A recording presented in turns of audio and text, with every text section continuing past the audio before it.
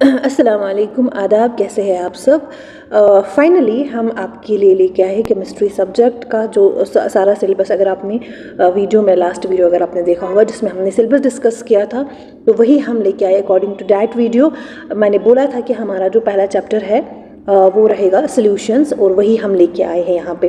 तो before starting this chapter मैं आपको बताऊँ कि जो हमारा जो साइंस सब्जेक्ट है हमारा, उसमें हमें आता है बेटा 32 मार्क्स, ठीक है। और अगर हम इसी 32 को डिवाइड बाई करें 3, क्योंकि फिजिक्स केमिस्ट्री और बायोलॉजी की इक्वल वेटेज रह रही है, तो ये कुछ होगा 10.6। तो हम मान के चलते हैं 11 मार्क्स हमारे इस केमिस्ट्री सब्जेक्ट में हैं।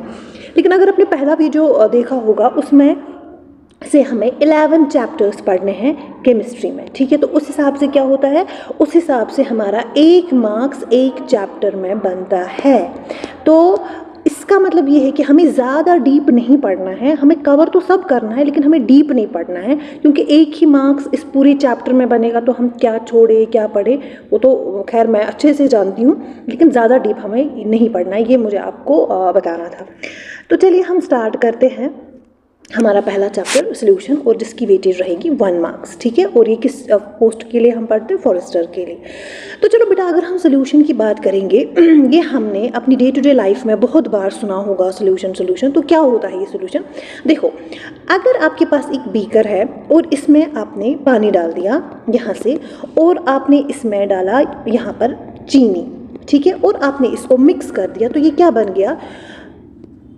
बन गया? मतलब मीठा पानी, शुगर वाटर, ठीक है, शुगर वाटर बन गया, क्योंकि आपने पानी में क्या डाला? चीनी।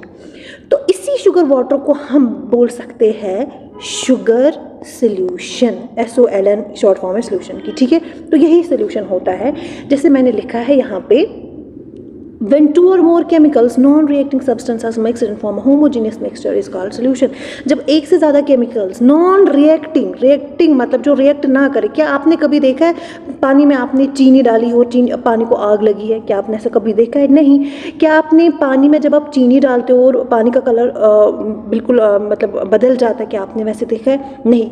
वो 2 केमिकल्स हमें लेने हैं जो क्या हो, नॉन रिएक्टिंग हो। जब हम उन केमिकल्स को मिलाते हैं तो उसी को हम कहते हैं सॉल्यूशन। जैसे कोई बोलेगा मैम मैं एक पानी लूँगा और उसमें से मैं सॉल्ट ऐड करूँगा, तो वो होगा सॉल्ट सॉल्यूशन, कोई बात नहीं, ठीक है।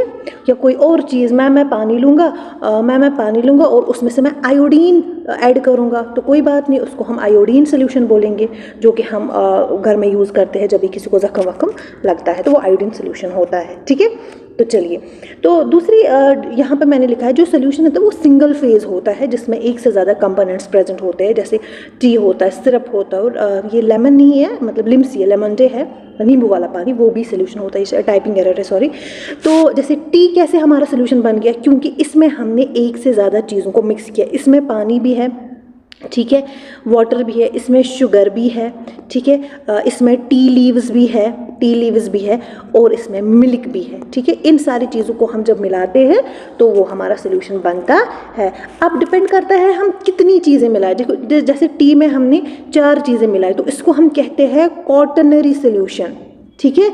और फॉर एग्जाम्पल आपने जो लिम्सी है, लेमन डे है, उसमें आप 3 चीज़ें मिलाते हो, एक तो लेमन, ठीक है, लेमन का जूस, और वाटर और शुगर, ठीक है, इसको हम कहते हैं टर्शरी सॉल्यूशन, ठीक है, इसको हम कहते हैं टर्शरी। अब मैं आपको एक चीज़ बताऊं, जिस सॉल्यूशन में आपने 2 ही चीज़ें मिलाई होंगी, for example sugar plus water, इसको आप कौन सा सॉल्यूशन बोलेंगे बेटा?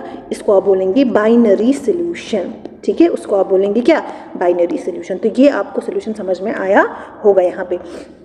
अब मोस्ट इम्पॉर्टेंट यहाँ पे ये है, सॉल्यूशन में कितनी चीज़ें होती है? सॉल्यूशन में होता है एक तो सॉल्यूट और दूसरा होता है सॉल्वेंट। इन 2 चीज़ों को जब हम मिलाते हैं तो वो हमारा क्या बनता है? सॉल्यूशन। अब देखो, सॉल्यूट क्या होता है और सॉल्वेंट क्या होता है।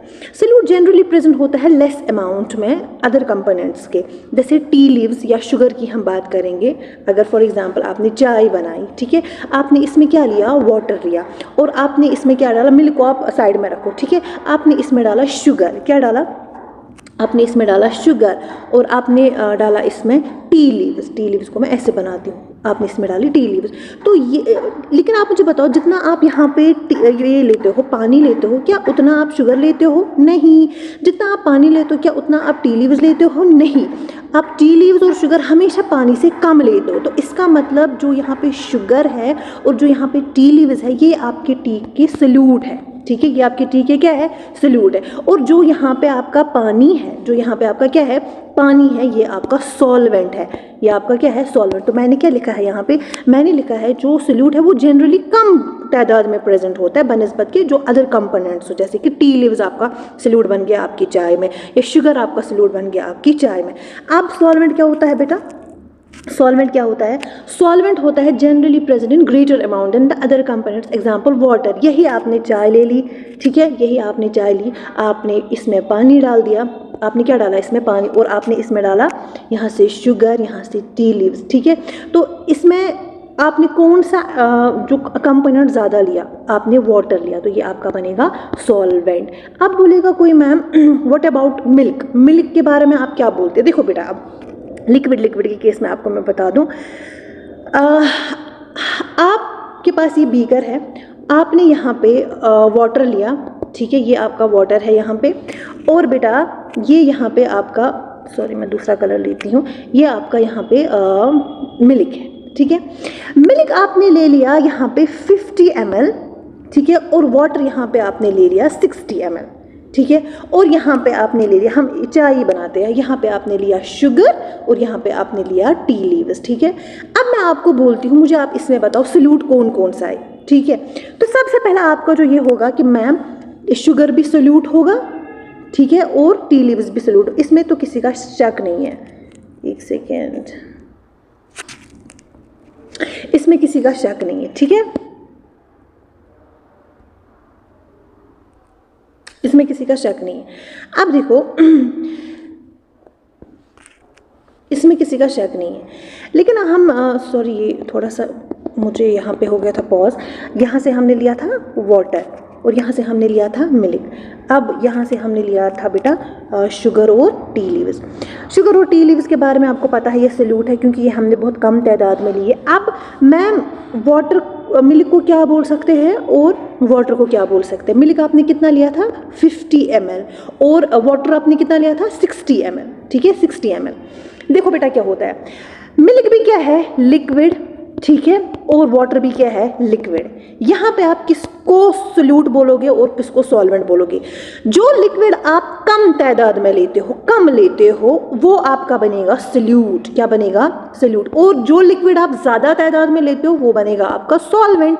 तो इसका मतलब यहाँ पे, इसका मतलब मुझे बताइए यहाँ पे सल्यूट कौन है? यहाँ पे मिल्क भी सल्यूट बन गया। तो इसका मतलब पूरी टी में आपका सॉल्वेंट खाली वाटर है और बाकी सारे सल्यूट है। अब मैं आपको ऐसे बताऊँ, कोई मतलब कोई सिस्टर होगी या आपके घर में मम्मा होगी या बहन होगी या कोई भी होगी जिसने जो चाय में पानी कम डालती है और मिल्क ज़्यादा डालती है, जिसको अच्छी वाली चाय बनानी आती है, ठीक है, वो मिल्क ज़्यादा डालती है, वो मिल्क लेगी 70 ml और वाटर लेगी वो 50 ml। तो उस हिसाब में हमारा सॉल्वेंट कौन बन गया? उस हिसाब से हमारा सॉल्वेंट क्या बन गया? मिल्क। और सल्यूट क्या बन गया? हमारा वाटर। आई बात समझ में? सॉरी मैं सो गया। तो उस हिसाब से हमारा जो सॉल्वेंट बन गया वो बन गया मिल्क, ठीक है, और वाटर क्या बन गया? हमारा सॉल्वेंट। अगर उसने दूध ज़्यादा लिया है तो ये लिक्विड के केस में, ये लिक्विड के केस में है। देखो मैंने यहाँ पे दिखाया है, अगर आप अल्कोहल प्लस वाटर को मिक्स करते हो, जो which substance present the less quantity, क्योंकि अल्कोहल भी क्या है? लिक्विड है, और वाटर भी क्या है? लिक्विड है। अब इन दोनों में मैं आपको बोलूँगी, इसमें आप बताइए मुझे सल्यूट कौन है, और मैंने आपको क्वांटिटी दी है, अल्कोहल है 10 ml और वाटर है 30 ml। तो आप बोलोगे मैम अल्कोहल यहाँ पे सल्यूट है और वाटर है यहाँ पे सॉल्वेंट। अगर मैं वाइस वर्सा कर दूँ, अगर मैं अल्कोहल कर दूँ 30 ml और वाटर कर दूँ 10 ml, तो यहाँ पे वाटर बनेगा सल्यूट और अल्कोहल बनेगा सॉल्वेंट। आई बात समझ में? ये लिक्विड के केस में। लेकिन अब सॉलिड चीज़ को, फॉर एग्जांपल आपके पास कोई सॉलिड चीज़ है, वो आपको डिसॉल्व करनी है, मिक्स करनी है किसी लिक्विड सब्सटेंस में। जैसे कि सॉलिड चीज़ आपके पास है शुगर और आपके पास है वाटर। आपने शुगर को डिसॉल्व किया किस में? वाटर में। इस केस में आपके पास कौन सा सल्यूट बनेगा और कौन सा सॉल्वेंट बनेगा? तो substance which lose its identity वो सल्यूट होता है। फॉर एग्जांपल आपका यहाँ पे बीकर है, आपने यहाँ पे पानी लिया, ठीक है, और पानी के बाद आपने क्या लिया बेटा, यहाँ पे शुगर लिया। तो जब आप इसको मिक्स करते हो, क्या फिर आप चीनी रहती है? नहीं, चीनी तो बिल्कुल गायब हो जाती है, फिर चीनी का कोई वजूद नहीं रहता। तो इसी चीनी को हम कहते हैं यहाँ पे सॉल्यूट, क्योंकि sugar get dissolve in water. Sugar किस में डिजॉल्व होता है? वाटर में। तो इस केस में हम शुगर को बोलेंगे सॉल्यूट और वाटर को बोलेंगे सॉल्वेंट। लेकिन ये कौन सा केस होगा? सॉलिड लिक्विड का केस होगा, ठीक है, ये सॉलिड लिक्विड का केस। सॉलिड लिक्विड के केस में आप सॉल्यूट सॉल्वेंट को कैसे डिफरेंशिएट करोगे? जो सब्सटेंस अपनी आइडेंटिटी खोएगा उसको हम बोलते हैं सॉल्यूट, और लिक्विड के केस में कैसे करोगे? जो सब्सटेंस कम तादाद में प्रेजेंट होगा उसको बोलेंगे सॉल्यूट। आई बात समझ में? चलिए, और सबसे इंपॉर्टेंट क्वेश्चन, क्या पता एग्जामिनर यहीं से आपको क्वेश्चन देगा, यूनिवर्सल सॉल्वेंट हम बेटा किसको मानते हैं?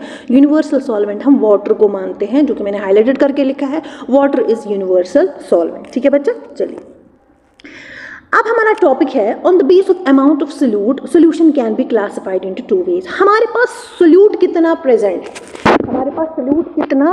है, उसके बेसिस पे हमारे जो सोल्यूशन है वो हमारे पास दो टाइप्स के हैं। पहला है डाइल्यूट सोल्यूशन और दूसरा है कंसंट्रेटेड सोल्यूशन। ठीक है, अब डाइल्यूट सोल्यूशन क्या होता है? A solution in which relatively small amount of solute is dissolved in a large amount of solvent is called dilute solution. Rocket science नहीं है, इतना याद रखना है। फॉर एग्जाम्पल आपके पास ये बीकर है, इतना आपने पानी भरा इसमें, ठीक है, इतना पानी भरा, ठीक है, और इसी इतने सारे पानी में आपने थोड़ा सा यहाँ पे शुगर डाल दिया या सॉल्ट डाल दिया, कोई भी सॉल्यूट डाला। तो अब मुझे बताओ इस पूरे में सॉल्यूट कितना है? बहुत ज़्यादा। सॉल्यूट कितना है? बहुत ज़्यादा। और सॉल्वेंट कितना है? कम। और सॉल्यूट कितना है? ज़्यादा। जिस बहुत ज़्यादा सॉल्वेंट में सॉल्यूट थोड़ा सा हो उसको हम बोलते हैं डाइल्यूट सॉल्यूशन। ठीक है, आपने घर में सुना होगा जब इन्वर्टर बैटरी का जो वो ख़त्म हो जाता है, उसका एसिड ख़त्म हो जाता है, फिर हम H2SO4 उसको क्या कहते हैं? तेज़ाब जिसको हम बोलते हैं।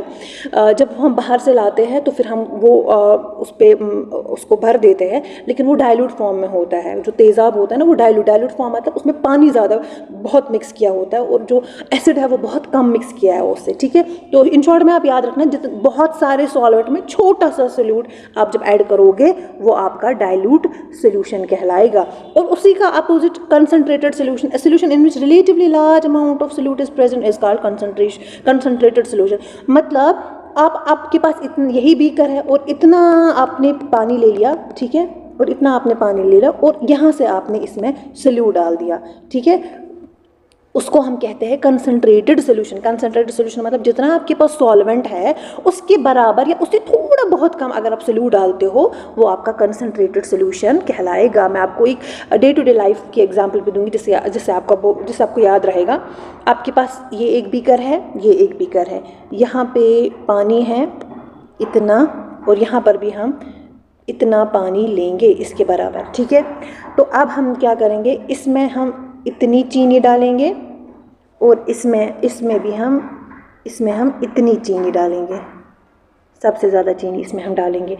अगर आप ये पानी भी पियोगे और ये पानी भी पियोगे तो आपको मिठास किस में ज़्यादा लगेगी? ऑब्वियसली आपको इस वाले में मिठास लगेगी, इसमें आपको ज़्यादा मिठास नहीं लगेगी। तो इसका मतलब आपके पास पानी बहुत ज़्यादा था और शुगर आपने बहुत कम ऐड किया तो आपको उतना मीठा पानी नहीं लगा, तो इसको हम बोलते हैं डाइल्यूट सोल्यूशन। और ये पानी भी जब आपने पिया आपको बहुत ज़्यादा मीठा लगा, क्यों? क्योंकि इसमें शुगर बहुत ज़्यादा था, इसको हम बोलते हैं concentrated solution.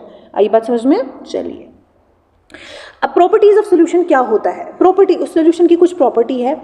Size of solute particles in a solution is less than 10⁻⁻7 to 10⁻⁶ centimetre is known as true solution. अगर आपके सोल्यूशन जो आपका है उसके सोल्यूट पार्टिकल्स का साइज 10⁻7 से 10⁻8 तक का हो तो उसको हम ट्रू सोल्यूशन भी बोल सकते हैं, मतलब बोल सकते हैं कि उसको हम ट्रू सोल्यूशन बोलते हैं, ठीक है। और क्या पता एग्जामिनर यहीं से क्वेश्चन देगा कि ट्रू सोल्यूशन के पार्टिकल्स का साइज अगर इतना हो 10⁻7 से 10⁻8, उनको क्या कहते हैं? उनको हम ट्रू सोल्यूशंस कहते हैं। या ट्रू सोल्यूशन का पार्टिकल साइज कितना होता है वहाँ पे ये भी वैल्यू भी दिया होगा। दूसरा, the components of solution can not be separated by physical method. दूसरी जो प्रॉपर्टी है सोल्यूशन की वो ये है, सोल्यूशन के पार्टिकल्स को आप सेपरेट नहीं कर सकते हो फॉर एग्जाम्पल आपने यही ले लिया क्या बोलते हैं उसको, सोल्यूशन, ठीक है, सोल्यूशन आपने ले लिया यहाँ से, इसमें आपने शुगर डाल दिया, तो क्या आप इस शुगर और सोल्यूशन को, इस शुगर और पानी को अलग कर सकते हो? आप नहीं कर सकते हो। अगर आपने चाय बनाई और चाय में चीनी ज़्यादा होगी, फिर आपको घर में बोला कि चाय में चीनी ज़्यादा, तो क्या आप चीनी को बाहर निकालते हो? नहीं निकालते हो, क्योंकि वो तो निकल ही नहीं सकता। ये तो प्रॉपर्टीज सोल्यूशन की, हम इसके कंपोनेंट्स को फिजिकल मेथड से सेपरेट नहीं कर सकते हैं। ठीक है बच्चा, चलिए अब दूसरा टॉपिक है कंसंट्रेटेड टर्म्स। ये कुछ ऐसी टर्म्स है जो कि बहुत ज़्यादा इंपॉर्टेंट है और जहाँ से डायरेक्ट फॉर्मूला बेसिस पे आपको क्वेश्चंस आ सकते हैं या आपको डेफिनेशन के तौर पे भी क्वेश्चन एग्जामिनर दे सकता है। सबसे इसमें तो आते बहुत सारे, जैसे फॉर्मेलिटी भी हमारे पास है, नॉर्मेलिटी भी हमारे पास है, लेकिन मोस्ट इंपॉर्टेंट मैंने आपको बोला कि हमें क्या पढ़ना और कहाँ से एक क्वेश्चन आ सकता है, वो मैंने आपके लिए चूज़ किया है। सबसे पहला है बेटा मोलैरिटी। ये क्या होता है? मोलैरिटी क्या होती है? Number of moles of solute present on 1 liter of solution called molarity। देखो बेटा, सोल्यूट सॉल्वेंट तो आपको समझ में आया होगा। अब सोल्यूट ले लो, आप सोल्यूट को दिमाग में रखो। सोल्यूट आपका है यहाँ पे, इसके नंबर ऑफ मोल्स कितने प्रेजेंट है, कितने प्रेजेंट है किसमें? सोल्यूशन में। सोल्यूशन कैसा बनेगा आपका? Solute plus solvent, solute plus solvent. इसके नंबर ऑफ मोल्स, इसके नंबर ऑफ मोल्स कितने प्रेजेंट है इस पूरे सोल्यूशन में? अब नंबर ऑफ मोल्स क्या होता है मैम? नंबर ऑफ मोल्स होता है, ये देखो, अगर हम नंबर ऑफ मोल्स पे डीपली जाएंगे ना तो 11th में इसके ऊपर पूरा एक चैप्टर बनाया है, मोल कॉन्सेप्ट, ठीक है, जिसको पढ़ने में, जब मैं नीट के लिए पढ़ती थी तब इसको पढ़ने में हमें 1 महीना लगा था। अब मैं आपको नटशेल में समझाती हूँ। नंबर ऑफ मोल्स को इसको हम रिप्रेजेंट करते हैं, इसको हम रिप्रेजेंट करते हैं स्मॉल n से, सबसे पहली बात, ठीक है। अब ये क्या, ये किसके बराबर होता है? ये होता है mass divide by molecular mass, mass divide by molecular mass. अब मैं मास कैसे निकालते हैं और मॉलिक्यूलर मास कैसे निकालते हैं, आप ये दिमाग में बिठा लो। अगर एग्जामिनर, वैसे तो कैलकुलेटेड का क्वेश्चन नहीं दिया जाएगा, और अगर दिया जाएगा सारे वैल्यूज आपको वहीं से देंगे। मतलब अगर वो बोलेगा ना नंबर ऑफ मोल्स निकालो, तो वो मास भी वहाँ से देगा और मॉलिक्यूलर मास भी वहाँ से देगा। आपको खाली फॉर्मूला पुट करनी है, ठीक है। Mass divide by molecular mass क्या कहलाता है? हमारा नंबर ऑफ मोल्स। और यही बोलता है नंबर ऑफ मोल्स किसके, सोल्यूट के कितने प्रेजेंट है, किसमें? पूरे 1 लीटर ऑफ सोल्यूशन में। तो इसका मतलब हम इसको पूरा डिवाइड करेंगे वॉल्यूम ऑफ सोल्यूशन, सोल्यूशन का वॉल्यूम, मतलब सोल्यूशन में अगर हम वॉल्यूम ऑफ सोल्यूशन लेंगे, उसमें नंबर ऑफ मोल सोल्यूट के कितने प्रेजेंट है, वो हमारा कहलाएगा बेटा मोलैरिटी। ये मैंने लिखा है number of moles of solute divided by volume of solution. और ये L जो है, ये क्या है, हमने हमेशा लीटर में लेना है।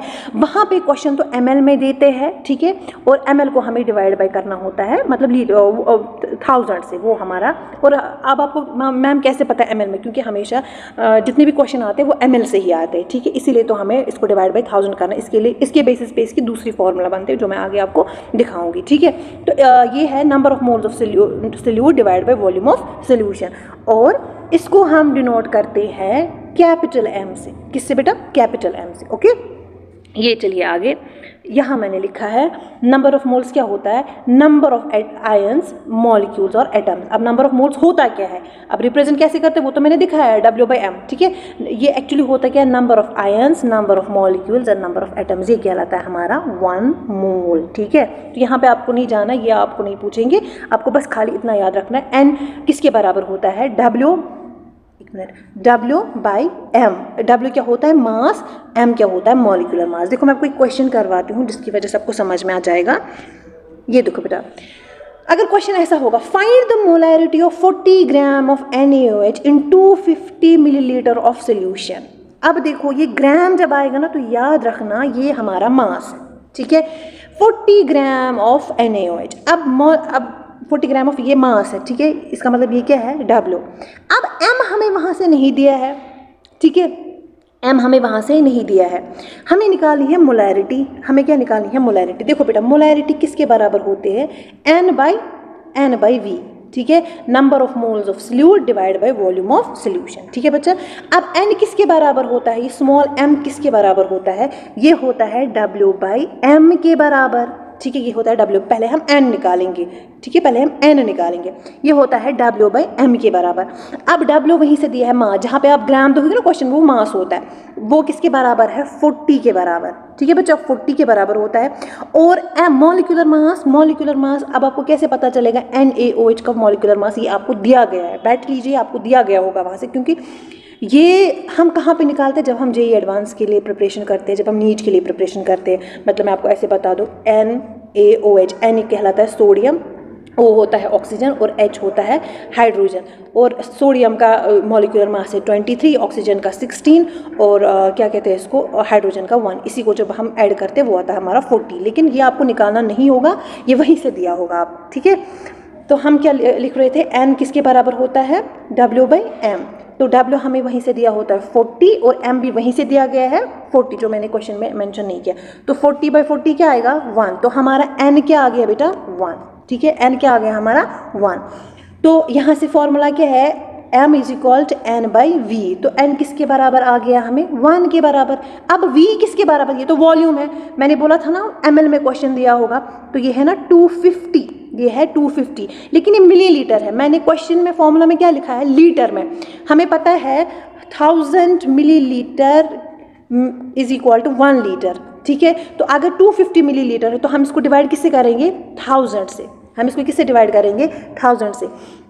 तो जब आप इसको डिवाइड करोगे, ये जाएगा ना ऊपर रेसिप्रोकल, ठीक है। तो ये बनेगा 1000 / 250, ये 0 0 कैंसिल, 25 1 are 25, 25 4 are 100। तो हमारा जो ये निकला मोलैरिटी, वो हमारी 4m मोलैरिटी निकली। समझ में आई? समझ में? इस क्वेश्चन को फिर से एक बार ट्राई करना।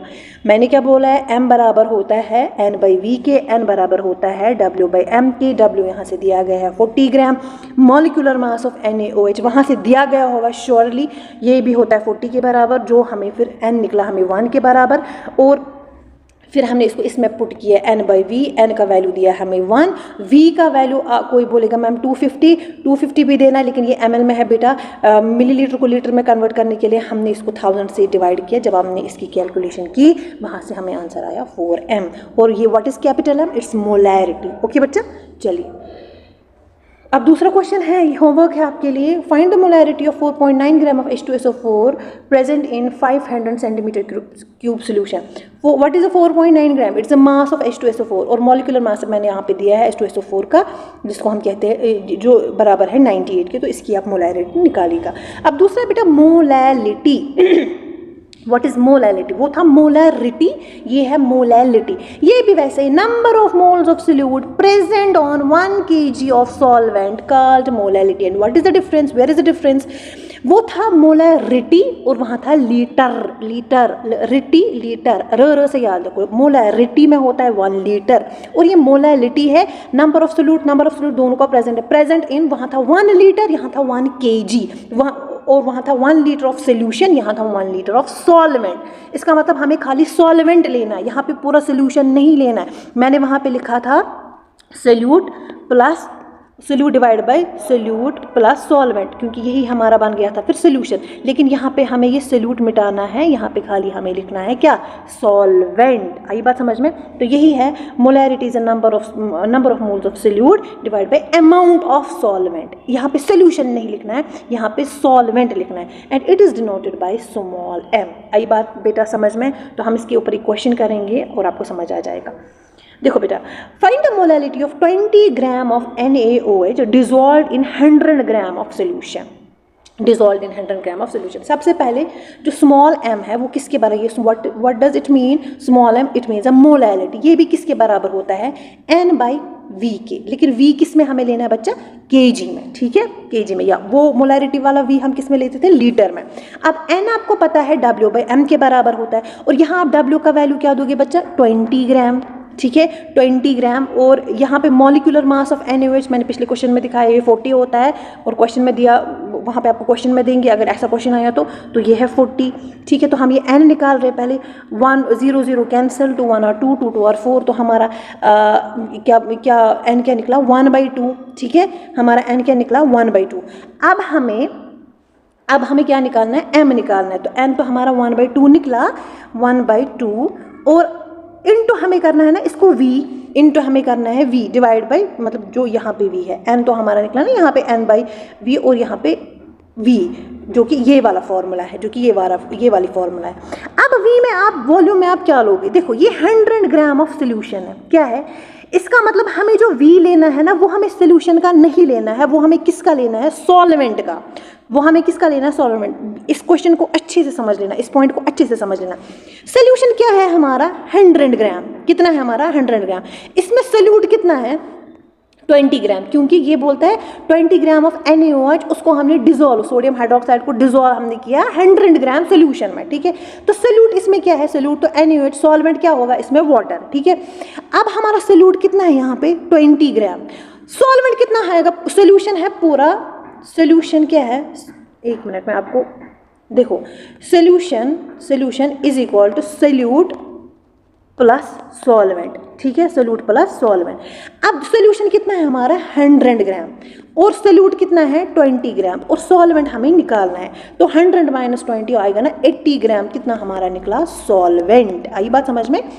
ये क्वेश्चन आपको आएगा जब आपको सोल्यूट सॉल्वेंट की पहचान होगी, ठीक है, सोल्यूट सॉल्वेंट की पहचान होगी। चलो बच्चा, तो जब हमने वहाँ पे निकाला, पहले हमारा जो n था, या अगर आप n वहाँ पे नहीं निकालोगे, n का वैल्यू आप ऐसे दोगे, m is equal to W by M into V. W का वैल्यू आप दोगे 20, m का वैल्यू दोगे 40, और इंटू v क्या है 80 हमारा निकला, डिवाइड बाई 1000, क्योंकि ये ग्राम में है ना, अभी 100 माइनस 20 तो 80 ग्राम आ गया। हमें पता है 1000 ग्राम प्रेजेंट होते हैं 1 kg में, तो इसीलिए हमने इसको डिवाइड क्या किया, 1000 से किया। और जब आप कैलकुलेशन करोगे वहाँ पे आपका आंसर जो आएगा 6.25 स्मॉल m आ जाएगा। आई बात समझ में बच्चा, आई बात समझ में। चलिए, नहीं भी समझ आओगे तो कमेंट्स में बता देना, फिर मैं अगले स्लाइड पे फिर से ये क्वेश्चन समझा दूंगी आपको, बट आई होप कि आपको समझ में आया हो। चलिए, अब तीसरा टॉपिक है जो हमारा concentration in terms of percentage. यही कुछ कंसंट्रेशन है जो हम इन टर्म्स ऑफ परसेंटेज लेंगे। सबसे पहला हमारा जो है परसेंटेज बाय मास, ठीक है। परसेंटेज, अगर आपको मास को परसेंटेज में लेना होगा, mass of solute in grams present in given mass of solution, मतलब आपके पास सोल्यूट है, उसका मास, आपके पास सोल्यूट है, उसका मास लो आप, ठीक है, किस में, पूरे मास, यहाँ पे सोल्यूट, ठीक है, सोल्यूट, उसका मास लो आप किस में, पूरे सोल्यूशन में, पूरे सोल्यूशन में, ठीक है। मतलब सोल्यूट मतलब सोल्यूट डिवाइड बाई सोल्यूशन, लेकिन सोल्यूट का भी मास, ठीक है, और सोल्यूशन का भी मास, इसको कहते हैं मास परसेंटेज। इसको मास फ्रैक्शन भी बोलते हैं। क्या बोलते हैं बेटा, इसको मास फ्रैक्शन भी बोलते हैं। कैसे, ये आएगा जब आप W, ये W है, ये W क्या रिप्रेजेंट करता था अभी, मास, ये है W मास ऑफ सोल्यूट, ठीक है, mass of solute divide by mass of solution, mass of solution. ये एक्चुअली प्रिंटिंग एरर, ये यहाँ पे छोटा वाला एक W है और बड़ा वाला एक W है, और छोटा वाला W किसको रिप्रेजेंट करता है, मास ऑफ सोल्यूट, और बड़ा वाला W करता है रिप्रेजेंट मास ऑफ सॉल्वेंट। और जब हम सोल्यूट और सॉल्वेंट को मिलाते हैं वहाँ पे हमें सोल्यूशन बनता है। और यहाँ पे मैंने लिखा है small w grams of solute in dissolve in W grams of solvent. Small w किसको रिप्रेजेंट करता है, सोल्यूट, ग्राम्स ऑफ सोल्यूट जिसको हम डिजोल्व करते हैं। बड़ा वाला w क्या इंडिकेट करता है, ग्राम्स ऑफ सॉल्वेंट। और अगर आप इसको क्वेश्चन में लोगे, मास परसेंटेज किसके बराबर होगा, ये आपको, या आपने मैथ्स में पढ़ा होगा, या आपने अगर फिजिक्स भी पढ़ी है तो परसेंटेज का कॉन्सेप्ट ऑब्वियसली आपको होगा। जब हमें परसेंट का बोलते हैं ना, तो हम उसको इंटू करते हैं 100। मास ऑफ सोल्यूट ऐसे जो है divide by mass of solution, percent हमें लेना होगा तो इंटू 100 करेंगे। आई बात समझ में। अब मैम ये क्या है, ये है वही स्मॉल वाला W डिवाइड बाय स्मॉल वाला W प्लस बड़ा वाला W। स्मॉल वाला W प्लस बड़ा वाला W क्या इंडिकेट करता है बच्चा, हमें ये करता है हमें सोल्यूशन, और स्मॉल वाला W क्या करता है, सोल्यूट, और इंटू हमने 100 किया, इसका मतलब ये मास परसेंटेज में है। मैं आपको एक क्वेश्चन दिखाती हूँ, आपको क्वेश्चन आएगा वहाँ पे, what is the mass percentage of carbon in carbon dioxide, और यहाँ पे आपको दिया होगा mass of carbon is 12, carbon dioxide कितना है 12, तो सीधे आप फॉर्मूला पुट कर सकते हो। मास परसेंटेज क्या है, mass of carbon divide by mass of solution. अब सोल्यूशन क्या है, कार्बन डाइऑक्साइड, ठीक है, मास ऑफ कार्बन कितना है 12, और मास ऑफ सोल्यूशन क्या है, कार्बन डाइऑक्साइड। इन कार्बन डाइऑक्साइड मतलब आपको इंग्लिश तो अच्छी अच्छी खासी आती होगी ना। इन मतलब उसमें कार्बन का मास कार्बन डाइऑक्साइड में कितना है, और मैं जब इसको इसमें डाल दो, जो इसमें हम डालते हैं ना वो हमारा सॉल्वेंट बनता है, जो हम डालते हैं वो हमारा सोल्यूट बनता है, ठीक है। इसका मतलब सोल्यूट ये है कार्बन और सोल्यूशन क्या है कार्बन डाइऑक्साइड। तो हमने ये लिखा मास ऑफ, मुझे लगता है यहाँ पे सोल्यूट होना चाहिए, सोल्यूट होना चाहिए, mass of solute divide by mass of solution. और नीचे अगर हम लिखे mass of carbon divide by mass of carbon dioxide, तो मास ऑफ कार्बन कितना है बेटा 12, और मास ऑफ कार्बन डाइऑक्साइड कितना है 44। तो मास परसेंटेज इसने पूछा तो इंटू करेंगे 100, और जब आप इसको कैलकुलेशन करेंगे तो वहाँ पे आपको 27.27 आंसर आ जाएगा, ठीक है। वहाँ पे आपको ये आंसर आ जाएगा। और आपके लिए क्वेश्चन है what is the mass of oxygen in carbon dioxide, ठीक है। What is the mass of oxygen in carbon dioxide. Carbon dioxide तो मास आपको पता है, ठीक है, ऊपर है 44, और ऑक्सीजन का मास आप 16 लेना और ये क्वेश्चन करना और मुझे बताना आपका आंसर क्या है, ठीक है बच्चा। चलिए, और दूसरा है परसेंट बाय वॉल्यूम, जिसको हम वॉल्यूम परसेंट भी कहते हैं। ये जो वाला सबसे इंपॉर्टेंट है, ये जो मेथड है ना is use for solution of liquid in liquid. ये हम उन चीज़ों के लिए इस्तेमाल करते हैं जब हम लिक्विड को लिक्विड में मिलाते हैं, वहाँ पे आप volume by percent by volume लेते हैं या वॉल्यूम परसेंटेज लेते हैं। फॉर एग्जांपल, और क्या पता एग्जामिनर आपको बोलेगा मैंने अल्कोहल को पानी में मिलाया, अब मुझे उसकी परसेंटेज निकालनी है, तो मैं कौन सा मेथड यूज़ करूँ, मास परसेंटेज यूज़ करूँ या वॉल्यूम परसेंटेज यूज़ करूँ। तो आपको ये पता होना चाहिए वॉल्यूम परसेंटेज ही हमें यूज़ करना है। क्यों? क्योंकि इसमें हमें बोलता है कि ये मेथड हम उसी के लिए उन्हीं सोल्यूशन के लिए यूज़ करते हैं जो यहाँ पे हमारा लिक्विड इन लिक्विड का केस होगा, ओके। तो चलिए, this volume of liquid solute in ml is given volume of solution, बिल्कुल ऊपर वाला है, वहाँ पे हम मास देते थे, यहाँ पे हमें वॉल्यूम लेना है। ऊपर हम लेंगे वॉल्यूम ऑफ सोल्यूट, नीचे लेंगे हम वॉल्यूम ऑफ सोल्यूशन, ठीक है बच्चा। और अगर हम इसको परसेंट में लेना होगा, ऊपर हम लेंगे वॉल्यूम ऑफ सोल्यूट, नीचे लेंगे वॉल्यूम ऑफ सोल्यूशन और इंटू करेंगे 100। देखो मैंने एक क्वेश्चन भी लाया है आपके लिए और यहाँ से आपको अच्छे से समझ में आ जाएगा। Determine the volume percentage of solution made by 25 ml of alcohol with 200 ml of solution. अब मुझे पहले बताओ यहाँ पे सोल्यूट कौन सा होगा, लिक्विड, अल्कोहल भी लिक्विड है और वाटर भी लिक्विड है, सोल्यूशन है ना। तो सबसे पहले सोल्यूट क्या होगा, अल्कोहल, क्योंकि 25 ml है। सोल्यूशन क्या होगा, वॉल्यूम ऑफ सोल्यूशन दिया गया है यहाँ आपको 200 ml। तो यहाँ पे आप लिख सकते हैं सीधे formula volume percentage, volume of solute into 100 divide by volume of solution. Volume of solute कितना है 25, वॉल्यूम ऑफ सोल्यूशन कितना है 200, और इंटू करोगे 100 क्योंकि वो परसेंट पूछ रहा है। तो यहाँ पे आपका आंसर आता है 12.5। कैलकुलेशन तो मुझे लगता है एट द एंड आपको आती होगी ना, क्योंकि आपने मैथ पढ़ा और आपने फिजिक्स भी पढ़ा होगा, तो यहाँ से आपको कैलकुलेशन आएगी। अगर नहीं आती होगी तो मैं आने वाले क्वेश्चन में आपको कैलकुलेशन भी सिखाऊंगी। चलिए, अब last is very important, last का है बेटा, एक मिनट, लास्ट का है पार्ट्स पर मिलियन, जिसको हम ppm से भी डिनोट करते हैं। Method is used for the expressing the concentration of very dilute solution such as hardness of water, air pollution, also salt present in a sea water. इसकी खासियत ये है कि आप इसको याद रखिएगा कि हम कहाँ पे इस्तेमाल करते हैं। जो वेरी डाइल्यूट सोल्यूशन होगा वहाँ पे हम इसको इस्तेमाल करते हैं, जैसे पानी में कितनी हार्डनेस है, एयर में कितना पोल्यूशन है, या समंदर के पानी में कितना वाटर प्रेजेंट है, वहाँ पे हम इसको यूज़ करते हैं। और अगर यही ppm पार्ट्स पर मिलियन वाला कंसेप्ट हमें यूज़ करना होगा बाय मास, तो वहाँ पे हम, इसकी एक खासियत होती है, मैं आपको ये बता के चलूँ, इसको हम लास्ट में करते हैं 10 raised power 6, ठीक है, 10 raised power 6। और अगर आपको यही ppm किस में लेना होगा बच्चा, पार्ट्स पर million of substance by mass, अगर आपको इसको बाय मास लेना होगा तो आप करोगे mass of solute divide by mass of solution into 10 raised power 6। अगर इसको लेना होगा वॉल्यूम, सॉरी यहाँ पे प्रिंटिंग एरर है, आई एम रियली सॉरी, यहाँ पे आपको लिखना होगा volume of solute divide by volume of solution into 10 raised power 6, ठीक है। और अगर आपको लिखना होगा मास बाय वॉल्यूम, तो ऊपर लिखोगे mass of solute divide by volume of solution into 10 raised power 6। मैं एक क्वेश्चन दिखाती हूँ, आपको क्वेश्चन से समझ में आता है। एक्चुअली हम मेडिकल स्टूडेंट्स को पता है क्या, जब हमें स्कूल में जब हमें कोचिंग सेंटर्स में पढ़ाते थे कि मोलैरिटी, नॉर्मेलिटी, फिर हमें सर तो डेफिनेशन बोलता था, लेकिन उसके बाद हम क्वेश्चंस इस पर बहुत करते थे। और केमिस्ट्री में क्या होता है, सबसे ज़्यादा कॉन्सेप्ट आप थ्रू क्वेश्चन ही समझते हैं। तो देखो क्वेश्चन आता होगा आपको what is the concentration in ppm। तो जब आपको ये क्वेश्चन आएगा इन ppm, तो आपको ppm का कंसेप्ट समझ में, ppm का कंसेप्ट याद आना चाहिए। What is the concentration in ppm if 0.25 kg of KCl is dissolved in 100 gram of water. इसका मतलब ये आपका क्या बनेगा, सोल्यूट, और ये आपका क्या बनेगा, सॉल्वेंट। तो अब क्या बोल रहा है हमें, मास ग्राम में दिया है ना, ग्राम में दिया है तो आपको समझना है कि ये मास ले रहा है, ml में दिया होगा तो वॉल्यूम ले रहा है, ये ना वॉल्यूम में था। और अगर यहाँ पे उसने ग्राम दिया तो यहाँ पे इसने ml दिया तो मास बाय वॉल्यूम लेना था, अब दोनों में ग्राम लिया तो मास लेना है, ठीक है।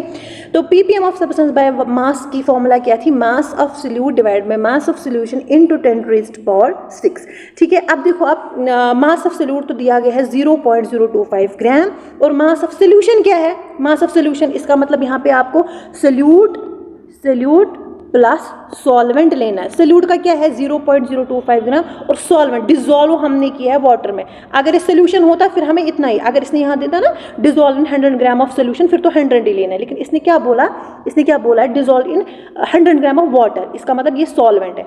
तो इसको हम करेंगे 0.025 प्लस 100, तो ये आएगा 100.025 ग्राम। तो जब आप इसको कंसंट्रेशन इन ppm सोल्यूट का ऊपर,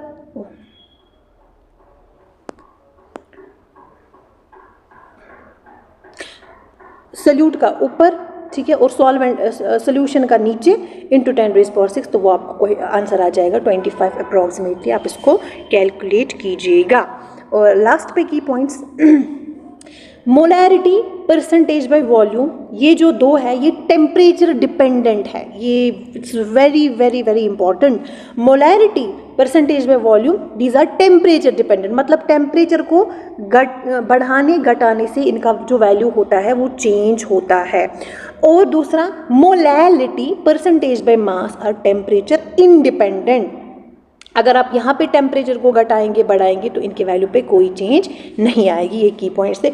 और मुझे लगता है सबसे ज़्यादा चांसेस यहाँ पे क्वेश्चंस आने का है, ठीक है। तो ये आप अच्छे से याद कर लीजिएगा। और वीडियो कैसा लगा कमेंट्स में ज़रूर बताइएगा, और वीडियो को लाइक कर